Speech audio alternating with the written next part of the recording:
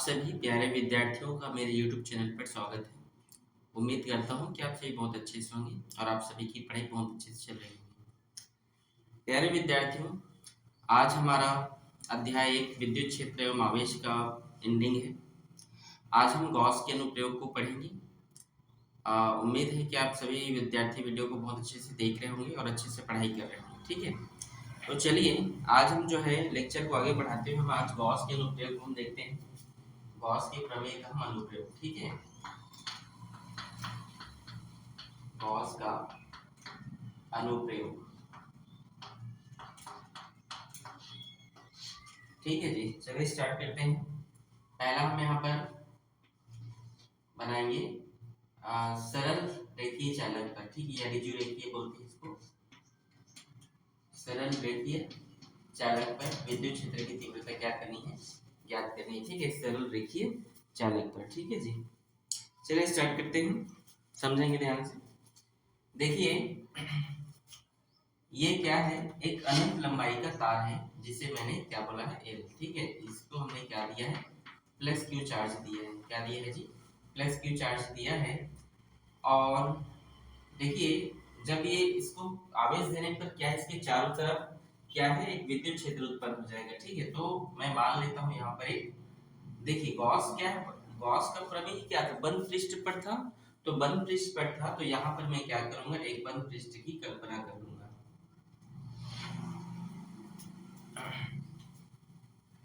एक बंद पृष्ठ का क्या कर लूंगा मैं, यहाँ पर एक कल्पना कर रहा हूँ। आप देखिए ध्यान से,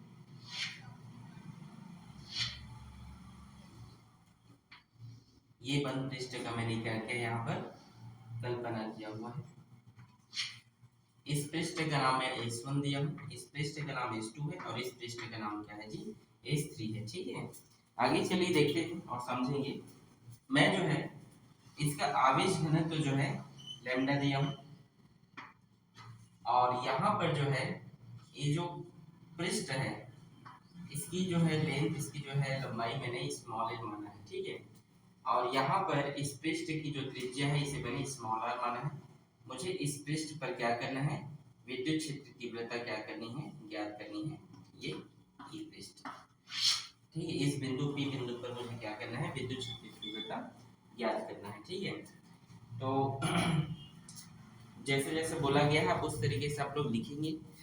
आपके मन में प्रश्न आ रहा होगा कि सर यहाँ पर आप बेलन क्यों माने, आप गोल मान सकते थे, घन मान सकते थे। तो देखिए बेलन क्यों माना गया है, इसकी कल्पना क्यों किया गया है बेलन का, तो इसलिए माना गया है क्योंकि यहाँ पर जो आवेश का जो क्षेत्र है वो क्या है, सभी जगह पर समान है। अगर इसको काट दिया जाए बेलन पर तो उसका जो एरिया होता है वो क्या होता है, एक समान होता है, जो गोले पे नहीं होता है। ठीक है, ये घन पे नहीं होगा, लेकिन बेलन पर क्या होता है, इसका जो एरिया है काटने पर क्या होता है, एक समान रहता है। ठीक है, तो चलिए हम स्टार्ट करते हैं। स्टार्ट करते हैं S1, जो यहाँ पर S1 पृष्ठ है। ठीक है जी, S1 पृष्ठ से सबसे पहले यहाँ पर इसके निकाल लेते हैं आवेश। आवेश Q बराबर होगा इसका धारा घनत्व, सॉरी इसका आवेश घनत्व, और जो है इसकी इस पृष्ठ की यहाँ पर ये जो लंबाई है जहाँ तक इसका प्रभाव है। ठीक है, तो हम इसे लिख सकते हैं lambda into L, question number first. ठीक है, चलिए हम आगे देखते हैं। S1 पृष्ठ से निकलने वाले फ्लक्सों की संख्या, फ्लक्सों की संख्या, ये S1 पृष्ठ है, आप देख सकते हैं ये क्या है जी, ये इस बेलन का S1 पृष्ठ है, और इस S1 पृष्ठ से निकलने वाले हम कुल फ्लक्सों की हम यहाँ पर संख्या निकालते हैं। वो है आपका phi E1 equals to E into S1, S1 पृष्ठ के लिए तो S1, और cos और थीटा की जगह हम यहाँ पर लिखेंगे cos 90 डिग्री। 90 डिग्री क्यों लिखेंगे, देखिए ये विद्युत क्षेत्र की तीव्रता है और ये क्या है, ये विद्युत क्षेत्र तीव्रता है, और इसका जो पृष्ठ है उसके क्या है, समानांतर है। तो समानांतर है इसीलिए हम देखिए, अगर विद्युत क्षेत्र की तीव्रता किसी पृष्ठ पर लंबवत होगी तो थीटा बराबर 0 लिखिएगा। ध्यान सुनिए, यदि जो है विद्युत क्षेत्र की तीव्रता किसी पृष्ठ पर लंबवत होगी तो थीटा बराबर 0 और समानांतर होगा तो आप उसको 90 लिखेंगे, ठीक है। तो यहाँ पर हम देखते हैं और cos 90 का मान क्या होता है, 0 होता है, ठीक है। और देखिए यहाँ पर आप देख सकते हैं ये S2 पृष्ठ है, S2 ये बेलन का क्या है, S2 पृष्ठ है, और ये भी क्या है, ये भी क्या है जी, विद्युत क्षेत्र की तीव्रता के समानांतर है।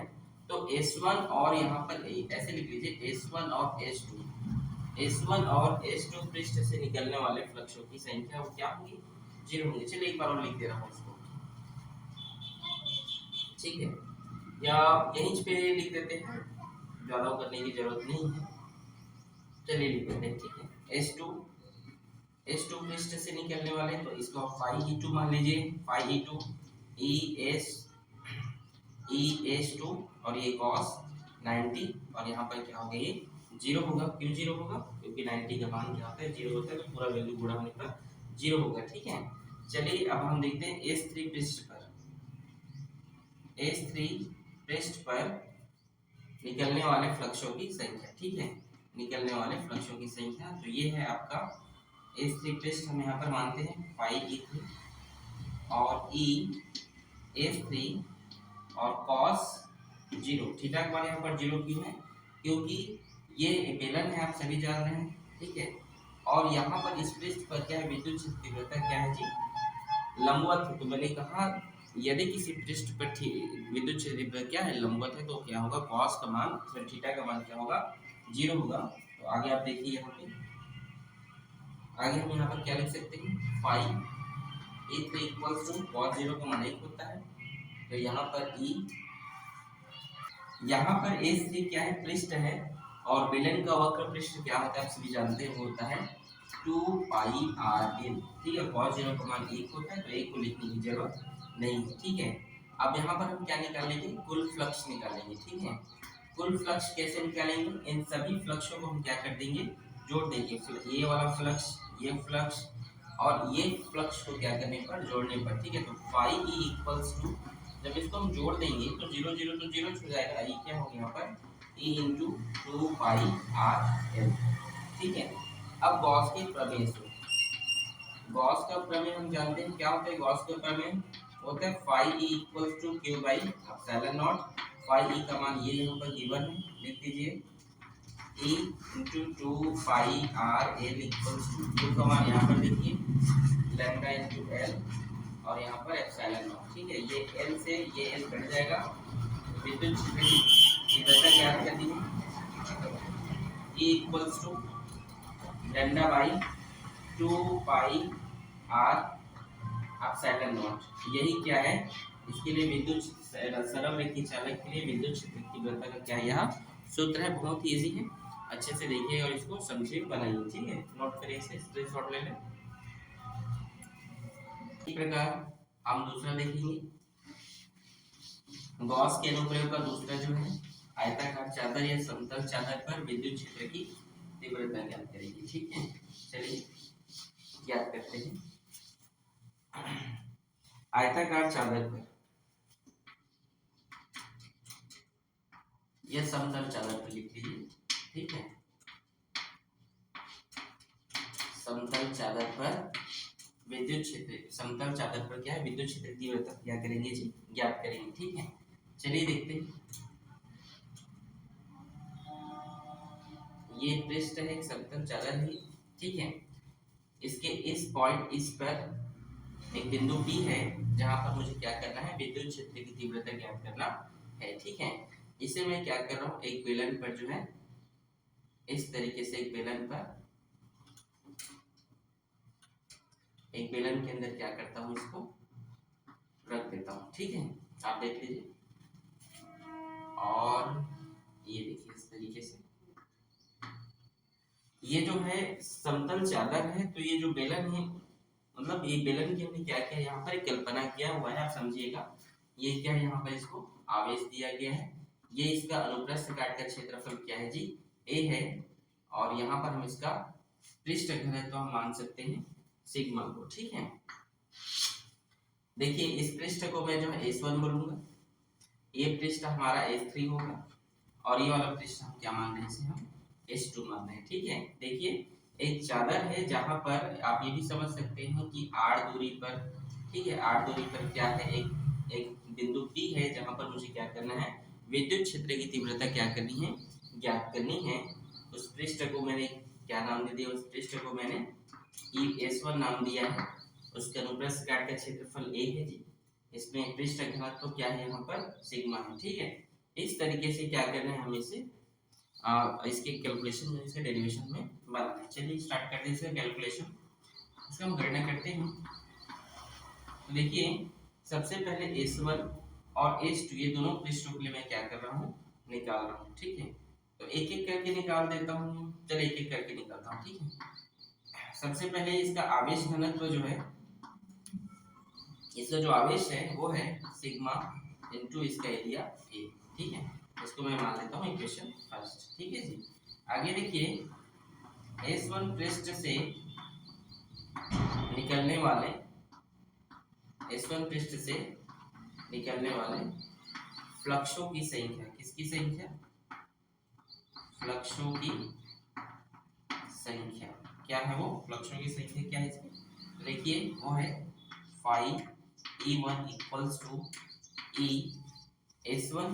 ठीक है, तो S1 इसका जो इसका अनुप्रस्थ काट का क्षेत्रफल क्या है जी, वो A है।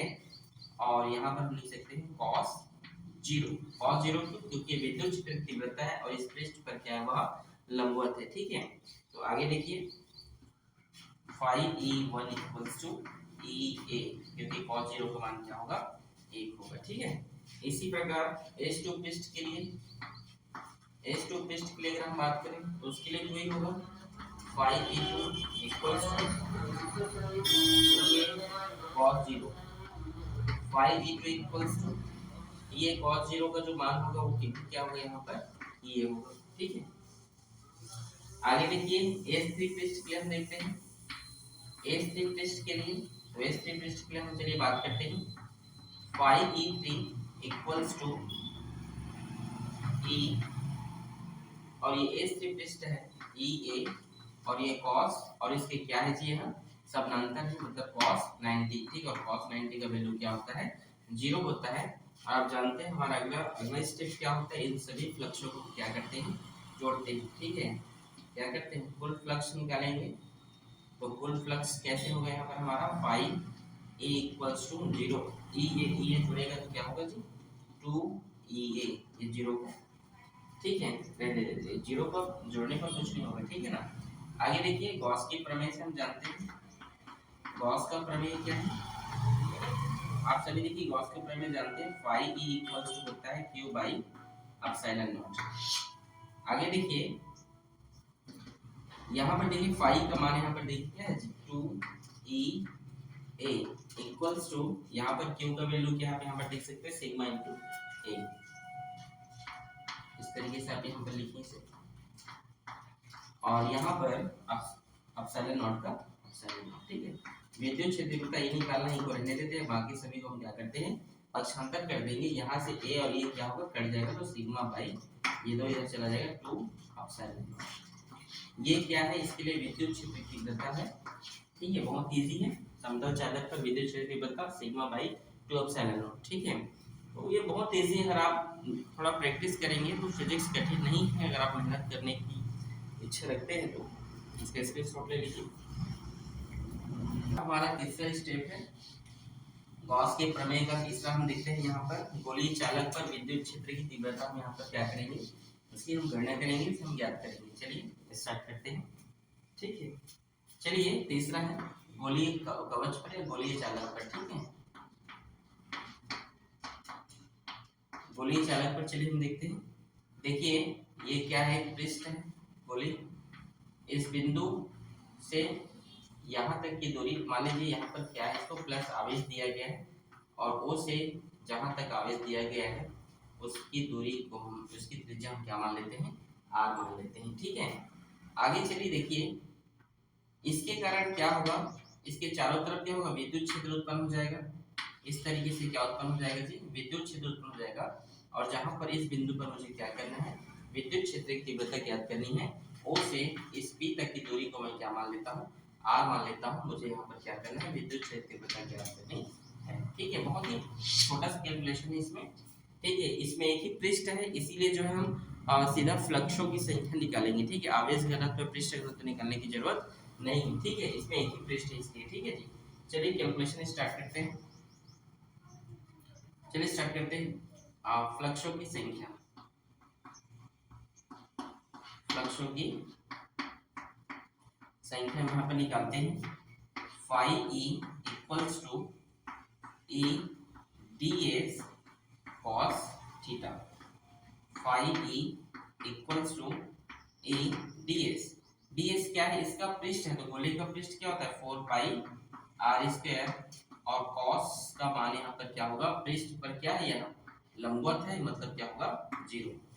अगर लंबवत है तो थीटा 0 होगा, समानांतर तो 90 होगा। ठीक है, आगे देखिए, यहाँ पर लिखता हूँ phi E equals to E 4 pi R square. अब हम देखते हैं गॉस के प्रमेय से।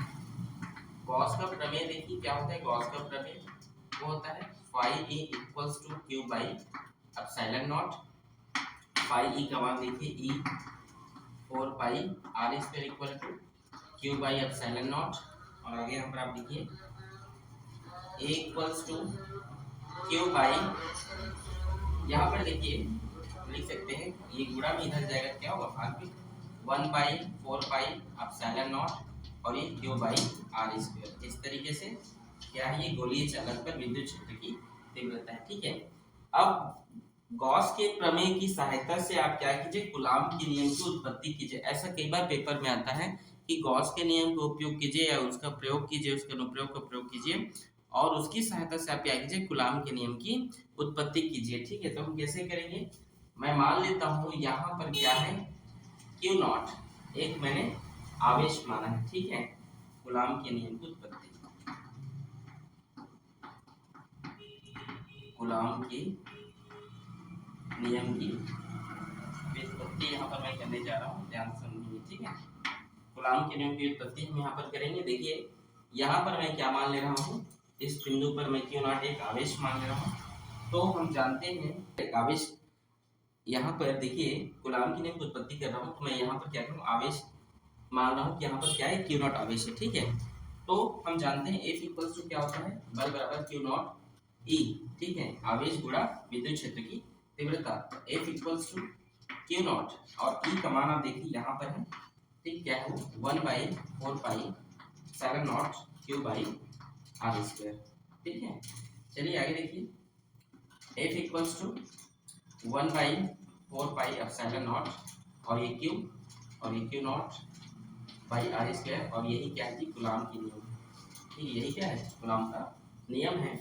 तो आप जो है अगर पेपर में पूछेगा गॉस का प्रमेय लिखे तो आप लिख सकते हैं, और प्रमेय के बाद क्या, कूलाम की नियम की उत्पत्ति करना है, तो ये सब लिखने के बाद आप ये लिख लीजिएगा। ठीक है, तो आज आपका जो है चैप्टर 1 विद्युत क्षेत्र में आवेश जो है कंप्लीट होता है।